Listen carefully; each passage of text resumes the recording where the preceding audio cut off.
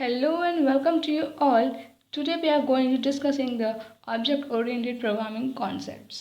So आज हम discuss करने वाले हैं ऑब्जेक्ट ओरिएंटेड प्रोग्रामिंग के कुछ कॉन्सेप्ट्स को जो कि हमने लास्ट वीडियो में पढ़ा था about the difference of objects and procedural. So आज हम फर्दर मूव ऑन करने वाले हैं ऑब्जेक्ट पे. इसकी कुछ कॉन्सेप्ट्स हैं, हम आज से इसके भी कॉन्सेप्ट्स पे डिस्कशन स्टार्ट करने वाले हैं. So basically this is a theory video. For this आपको इसका डेमो ट्यूटोरियल प्रैक्टिकल भी मिलेगा, but right now before practical it is important to understand it thoroughly. So concept समझने के लिए ये इंपॉर्टेंट है कि आप पूरा वीडियो एंड तक देखो ताकि आपको एक एक पॉइंट क्लियर हो. बिकॉज एज यूजुअल मैं हर वीडियो में ये बोलती हूँ कि मैं लाइन बाई लाइन एक्सप्लेन करती हूँ आपको एक एक चीज़. सो आई थिंक आपको कोई चीज़ अगर क्लियर ना हो सो आप मुझे कमेंट सेक्शन में आगे बता देना कि कोई एक टॉपिक है या कोई एक प्रैक्टिकल डेमो है जो आपको क्लियर नहीं है. I will present it in a different manner too. So starting with the revision. So ये डिस्कस किया था हमने, ये कुछ पॉइंट्स हैं जो हमने लास्ट सेशन में हमने डिस्कस किया था. सो एक बार इसको फिर से रिवाइज कर लेते हैं. इसमें हम फोकस करते हैं डेटा पे. ऑब्जेक्ट ओरिएंटेड में हम प्रोसीजर में किस पे फोकस करते थे? We focus on the task should be completed. हम वहाँ ये देखते थे कि हमारे पास टास्क जो भी है हमारा वो कंप्लीट हो रहा है या नहीं. लेकिन हम यहाँ क्या करेंगे, हम यहाँ पे ये अपने डेटा के ऊपर फोकस करेंगे. डेटा हमारा सिक्योर्ड है या नहीं, डेटा पे हमारा कौन से मेथड्स यूज़ कर रहे हैं, कौन से फंक्शंस यूज़ कर रहे हैं. Everything about the data is being focused here in the object oriented. And हम प्रोसीजर में प्रोग्राम को डिवाइड करते थे फंक्शंस में और देन हम उस पर वर्क करते थे. लेकिन यहाँ हम क्या कर रहे हैं, हम डिवाइड कर रहे हैं ऑब्जेक्ट्स में एंड देन हम उस पर वर्क करेंगे. ठीक है, उसमें स्पेसिफायर्स हमारे पास नहीं थे. यहाँ पे हमारे पब्लिक प्राइवेट प्रोटेक्टेड स्पेसिफायर्स हैं ऑलरेडी. देन हम इसमें फंक्शन को ओवरलोड कर सकते हैं, इनहेरिटेंस कर सकते हैं और भी कुछ फीचर्स हैं जो इसमें हम कर सकते हैं जो हम उसमें नहीं कर सकते हैं. Then next coming to the object oriented language. These are the concepts that we are going to discuss from today session. So आज हम बेसिकली पढ़ने वाले हैं ऑब्जेक्ट्स एंड क्लासेस पे. लेकिन इसमें ये कुछ हैं कॉन्सेप्ट्स, बेसिक कॉन्सेप्ट्स हैं. इसमें एक मिसिंग है, दैट इज पॉलीमॉर्फिज्म. वो भी हमारा एक पॉइंट है यहाँ पे डिस्कस करने के लिए. Objects and classes, inheritance, encapsulation, data abstraction and polymorphism. These are the basic concepts of the object oriented programming. So उसके बेसिकली हमारे ये कुछ कॉन्सेप्ट्स हैं जिन्हें हम डिस्कस करने वाले हैं. तो आज का हमारा टॉपिक है ऑब्जेक्ट क्लासेस एंड ऑब्जेक्ट्स. सो जानने से पहले ये कि क्लासेस एंड ऑब्जेक्ट्स होते क्या हैं, I will related with real life example. So हम मूव ऑन करते हैं अपने क्लासेस पे. Okay, classes and logical entity that has some specific attributes and method. So classes का मतलब यहाँ पे ये हो रहा है, जैसे देखो इसका एक रियल लाइफ एग्जाम्पल से अगर मैं आपको एक्सप्लेन करूँ क्लासेस. सो सी, हम यहाँ बात करेंगे स्कूल एंड कॉलेज की क्लास के बारे में, जहाँ हम बैठ के पढ़ाई क्या करते थे या करते हो या करेंगे, या मीन्स जो करंट सिचुएशन है बेसिकली जो क्लासेस होती हैं. ठीक है, तो क्लासेस में क्या होता था, क्लास एक ही होती थी. मीन्स एक ही रूम होता था जिसमें आपको डेली विजिट करना होता था, डेली आपको वहीं जाके पढ़ना होता था, अपनी क्लासेस अटेंड करनी होती थी. So that was a class. Okay, attributes में क्या हो जाएंगे यहाँ पे, टीचर्स, स्टूडेंट्स, मॉनिटर. ओके, अब एट्रीब्यूट्स का मतलब क्या होता है और मेथड्स मीन्स हर एक एट्रीब्यूट का एक अलग फंक्शनिंग है, हर एक एट्रीब्यूट की एक अलग वर्किंग है. ठीक है, अगर टीचर है तो उसका काम क्या होगा, पढ़ाना, मैनेज करना क्लास को एंड गाइड करना. ओके, मॉनिटर का काम क्या होगा, टीचर की एब्सेंस में क्लास को गाइड करना एंड मैनेज करना. ठीक है, सो यहाँ पे क्या हो रहा है, मैनेज करने का काम दोनों का है, टीचर का भी एंड मॉनिटर का भी. But difference is what, in the absence और इन द प्रेजेंस. ठीक है, सो क्लासेस में भी हमारी प्रोग्रामिंग की बात करें अगर हम, क्योंकि ये कॉन्सेप्ट हमारे सिर्फ पाइथन में नहीं है, ये हमारे सी प्लस में भी थे, जावा में भी होते हैं. सो अगर आप लोगों को उनकी थोड़ी बहुत भी अगर डोमेन नॉलेज है तो आप अवेयर हो गए इस चीज़ से कि हमारे क्लासेस में एक कुछ बेस क्लास होती है, उसके बाद उसमें उसके कुछ एट्रीब्यूट्स होते हैं जिसके हर एक एट्रीब्यूट्स की एक अलग फंक्शनिंग होती है. लाइक अगर एक क्लास में 10 स्टूडेंट्स हैं फॉर एग्जांपल, तो हर 10 के अलग अलग फीचर्स होंगे. किसी एक का फीचर ये होगा, किसी को जल्दी याद रहता है, किसी का फीचर होगा कि उसको चीज़ों को 5-10 बार पढ़ना पड़ता है तो याद होता है, किसी को याद होता ही नहीं है. Means they are having the different different abilities. So यहाँ पे वही कि हर एक का मेथड अलग है, हर एक का एट्रीब्यूट अलग है, हर एक की फंक्शनिंग अलग है. ठीक है, तो class is that only that. Then class कैसे बनती है, अब 2 बच्चे होंगे तो क्लास तो क्रिएट बनेगी नहीं हमारी. ओके, सो क्लासेस बनती है number of the students are being there. So programming की बात करें तो प्रोग्रामिंग में भी कुछ सिस्टम ऐसा ही होता है कि ऑब्जेक्ट से, ऑब्जेक्ट के कलेक्शन से हमारी क्लास क्रिएट होती है, और इसीलिए हम कहते हैं ऑब्जेक्ट को object is an instance of a class. हमने ऐसे क्यों बोला object is an instance of a class? क्योंकि ऑब्जेक्ट की अगर हम बात करें तो ऑब्जेक्ट हमारे क्लास से ही बन के आता है, ठीक है। अगर मैं चाहूँ कि मैं एक बच्चे को कॉल करना चाहती हूँ एक क्लास से, ठीक है, एक क्लास से, सुनना ध्यान से, मैं एक स्टूडेंट को कॉल करना चाहती हूँ एक क्लास से। सो बेसिकली मैं क्या कर रही हूँ, मैं यहाँ पे क्लास को यूज़ कर रही हूँ, है ना, क्लास को यूज़ कर रही हूँ। मैंने बोला that student from that particular class, it means that मैं बोल रही हूँ कि क्लास 9th और दैट स्टूडेंट, ए स्टूडेंट। सो मैंने क्या किया यहाँ पे, मैंने क्लास को कॉल किया, क्लास में से मैंने स्टूडेंट को कॉल किया। सो हमारा ऑब्जेक्ट का काम यहाँ पे, इसलिए हमारा ऑब्जेक्ट यहाँ पे कब यूज़ होता है, जब हम क्लास के ज़रिए, ऑब्जेक्ट के ज़रिए जब हम क्लास को एक्सेस करने की कोशिश करते हैं, जब भी हम कोई ऑब्जेक्ट क्रिएट करते हैं, या जब भी कोई हम ऑब्जेक्ट कॉल करते हैं तो हमारा क्लास ऑटोमेटिकली कॉल हो जाता है। सो अभी तो ये चीज़ आई थिंक सो क्लियर नहीं हो रही होगी, बिकॉज अभी क्लासेस होते क्या, ऑब्जेक्ट होते क्या, अभी ये चीज़ क्लियर नहीं हुई होगी। सो आते हैं एग्जाम्पल पे। हमारे पास ये पहले सिंटेक्स होता है क्लास को क्रिएट करने का, तो ये सिंटेक्स है हमारा क्लास क्रिएट करने का, class name and an statement. So again class is a keyword that is must been used for writing the class. जैसे हमने फंक्शन क्रिएट किया था तो हमें DEF लिखते थे, हम DEF लिखते थे, तो हमने यहाँ पे क्लास क्रिएट करने के लिए CLASS लिखेंगे, क्लास क्रिएट करने के लिए कीवर्ड है। उसके बाद हम क्लास का नाम लिखेंगे, जैसे हम फंक्शन का नाम लिखते थे, फिर हम वहीं पे अपना कॉलन लगाएंगे, जैसे हम फंक्शन में लगाते थे हम वैसे सेम कॉलन यहाँ पे लगाएंगे। एंड जैसे हम फंक्शन में करते थे, एंटर प्रेस करने पे हमें जहाँ कर्सर जाएगा हम वहीं से कोडिंग करेंगे, सेम चीज़ हम यहाँ पे भी करेंगे। But the difference is that कि वो फंक्शन है और ये क्लास है। सो देखो बेसिक डिफरेंसेस होते हैं, लेकिन बेसिकली तरीका वही है ना, ठीक है, तरीका वही होता है यहाँ पे। सो आते हैं अपने एग्जाम्पल पे। मैंने यहाँ पे एक एग्जाम्पल लिया है जिसमें मैंने क्लास बनाई है डू नेम से, okay. I have created a class with the name of do, and उसमें मैंने एक वेरिएबल बनाया है x=4, जो मैंने x की वैल्यू ले ली है 4।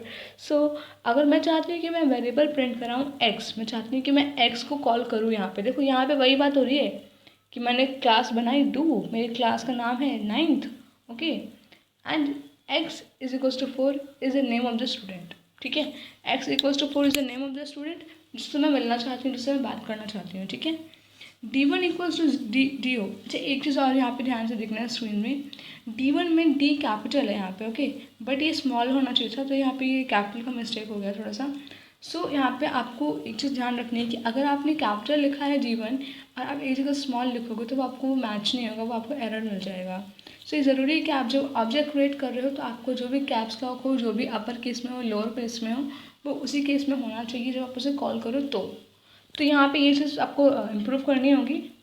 देन मैंने यहाँ पे क्या किया, मैंने D1 में DO, यानी कि मैंने D1 में D को मैंने स्टोर कर लिया है। मीन्स मैं जब D1 को कॉल करूँगी तो DO मेरे पास कॉल हो जाएगा। Means DO is what, it is a class. उस क्लास में हमारे पास हमारी x की वैल्यू स्टोर्ड है, ठीक है। मुझे प्रिंट कराना है x की वैल्यू, ठीक है। मेरे पास क्लास क्रिएटेड है डू, देखो इन सिंपल वे, मेरे पास क्लास मैंने बनाई है डू नेम से, ठीक है, और मैं चाहती हूँ डू में मेरे पास x की वैल्यू x स्टोर है, ठीक है। मुझे देखना है x की वैल्यू कितनी है, ठीक है। I wanted to see the value of the x, but इसके लिए मैं क्या करूँगी, मैं चाहती हूँ कि मैं x की वैल्यू देखूँ बाय यूजिंग प्रिंट स्टेटमेंट। सो मैंने क्या किया, उसके लिए मैंने एक ऑब्जेक्ट बना दिया D1, ठीक है। मैंने एक ऑब्जेक्ट बना दिया D1 D1=DO। D1 मैंने ऑब्जेक्ट बनाया, मैंने उसमें DO को स्टोर कर दिया, मीन्स मैंने अपने क्लास को स्टोर कर दिया। तो अब जब भी मैं D1 को कॉल करूँगी, है ना, अब जब भी मैं D1 को कॉल करूँगी तो मेरा ऑटोमेटिकली मेरा क्लास कॉल हो जाएगा। क्यों?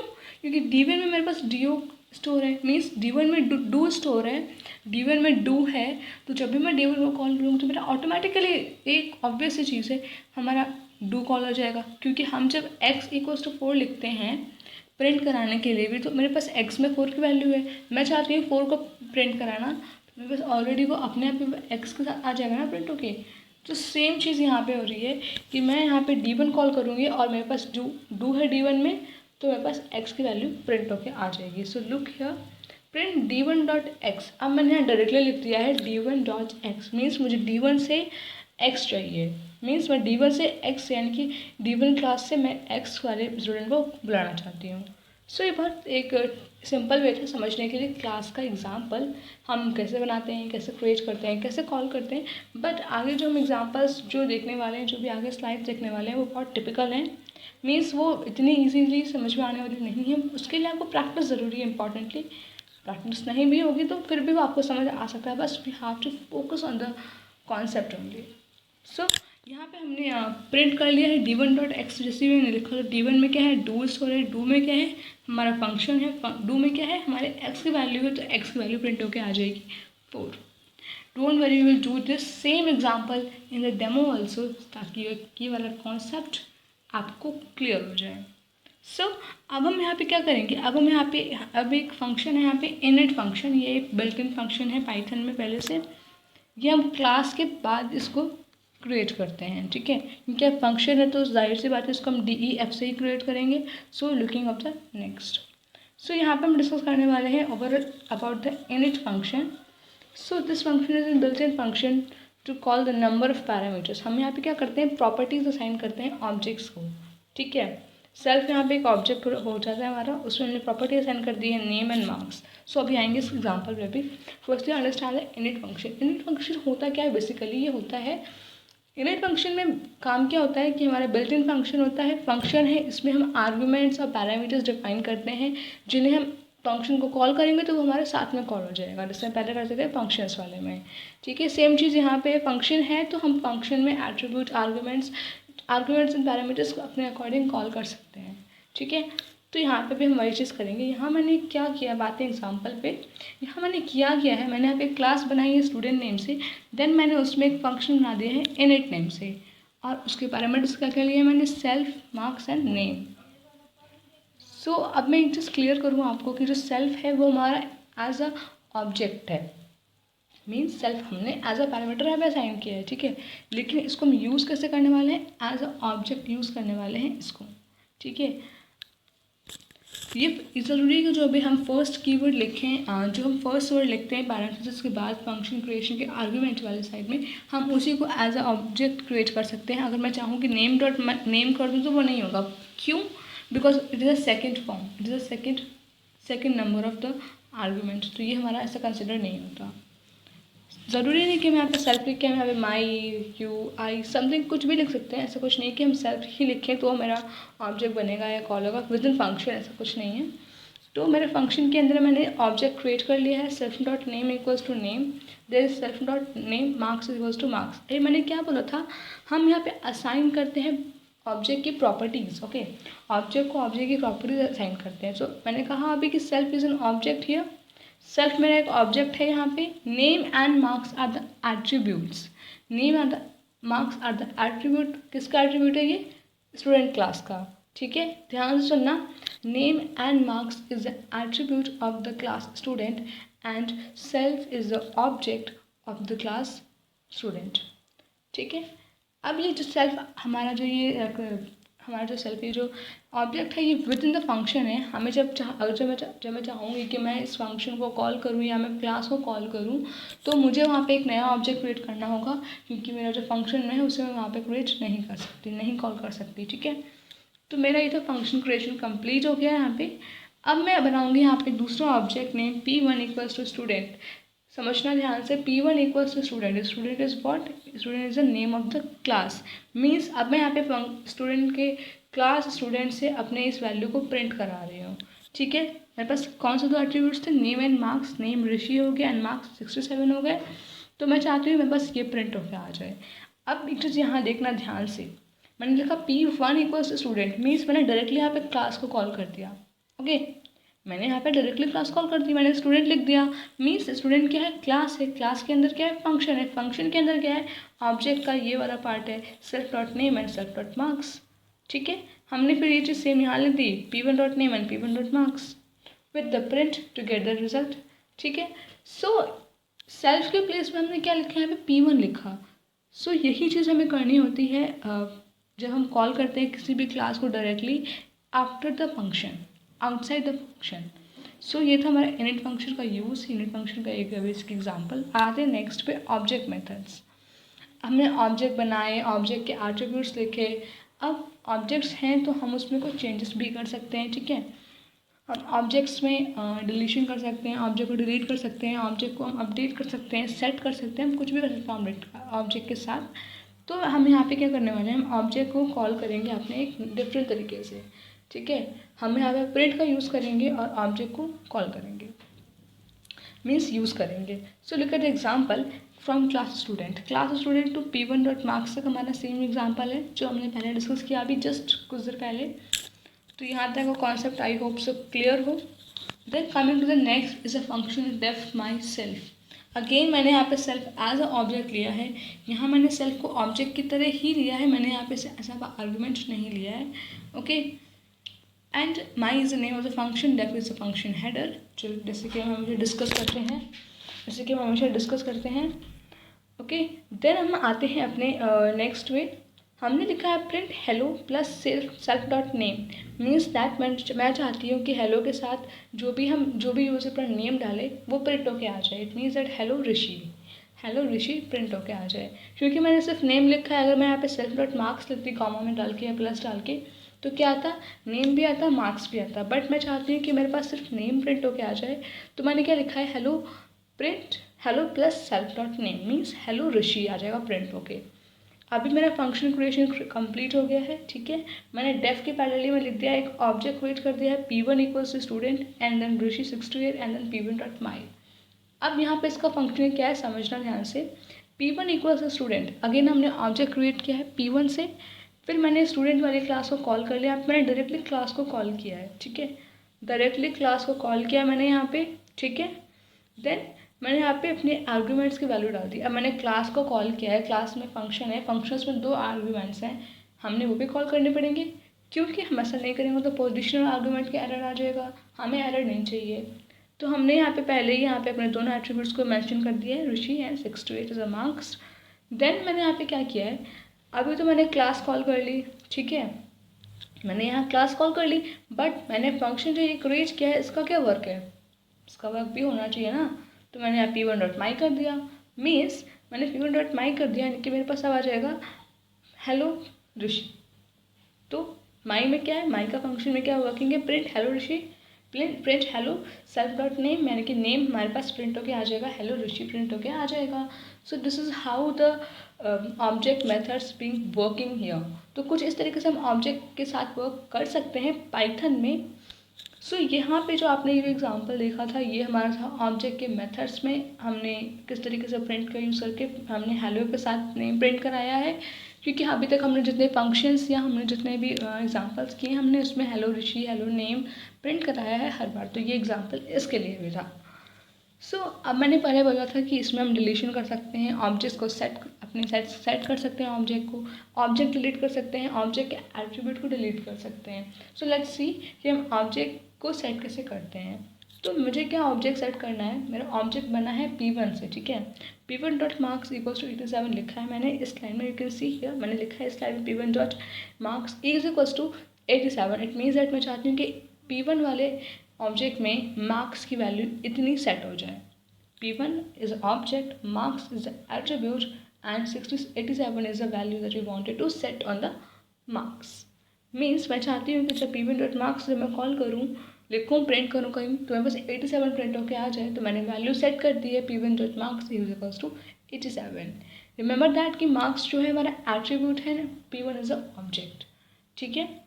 अब मैं चाहती हूँ कि मैं यहाँ पे एक ऑब्जेक्ट के एट्रीब्यूट को डिलीट करूँ, तो मेरे पास एट्रीब्यूट है मार्क्स, ठीक है। अब मैं मार्क्स को ही डिलीट करना चाहती हूँ, मैंने अभी इसमें सेट कर दी कुछ वैल्यू, अब मैं चाहती हूँ मेरा मार्क्स डिलीट हो जाए, मुझे नहीं चाहिए marks, I don't want marks. तो मैंने क्या किया, del is a keyword using for deleting the object and object arguments attribute, sorry. So मैंने यहाँ पे क्या किया है, डेल p1 डॉट मार्क्स लिख दिया मैंने, यानी कि ऑब्जेक्ट p1 ऑब्जेक्ट से मार्क्स वाला एट्रीब्यूट डिलीट हो जाएगा। क्लियर, p1 वाले ऑब्जेक्ट से मार्क्स वाला एट्रीब्यूट यहाँ पे क्लियर हो जाएगा, डिलीट हो जाएगा। क्यों, क्योंकि मैंने लिखा है डेल p1 डॉट मार्क्स, ठीक है। तो यानी कि मार्क्स वाला एट्रीब्यूट हमारा डिलीट हो जाएगा p1 से। अब मैं चाहती हूँ कि मेरा एक ऑब्जेक्ट है p1, हम उसी को हटा रहे हैं, हमें नहीं चाहिए p1, हम दूसरा बना लेंगे, हमें दूसरा मंजूर है, हमें ये नहीं चाहिए, बोरिंग हो गया है, ठीक है। तो मैंने क्या किया, डेल p1 लिखा, मेरे पास p1 वाला ऑब्जेक्ट तुरंत डिलीट हो गया। अब मेरे पास एक भी ऑब्जेक्ट नहीं है, मुझे दोबारा प्रिंट करानी है सारी चीज़ें, तो मुझे एक और ऑब्जेक्ट क्रिएट करना पड़ेगा किसी और नेम से, ठीक है। सो ये था हमारा आज का सेशन जहाँ पे हमने ऑब्जेक्ट मेथड्स पढ़े, हमने हमारे इनइट फंक्शन के बारे में पढ़ा, देन हमने एक बार अपने क्लासेस ऑब्जेक्ट्स को भी रिवाइज किया, पढ़ा, और उसके पहले हमने अपने इन कॉन्सेप्ट्स को रिवाइज किया था। सो आज जितनी चीज़ें पढ़ी हैं, आई होप सो आप लोगों को ये चीज़ें क्लियर हुई होंगी। अगर कहीं पे भी कोई डाउट हो किसी लाइन ऑफ कोड में, then please let me know in the comment section that I will be able to improve it in a better manner. So I hope object methods clear हो आपको। So आज के लिए इतना ही। Stay tune with the gove trend to look up all the concepts demo tutorial so that you can try it at your home, ताकि आपको वो चीज़ें क्लियर हो सके बहुत जल्दी। तो इसके लिए ज़रूरी ये है कि आप पूरा वीडियो पूरा देखो, ताकि आपको समझ में आ जाए, कॉन्सेप्ट्स क्लियर हो। और कहीं पे थोड़ा सा भी डाउट होता है तो मेरे सोशल नेटवर्क्स भी डिस्क्रिप्शन में गिवन है, just go and follow those. After that comment also that कुछ अगर समझ नहीं आया हो तो, और अगर समझ में आ गया हो तो भी, ताकि मुझे एश्योरेंस मिल जाए दैट समझ में आ रहा है। Okay, so that's it for today. Stay happy, stay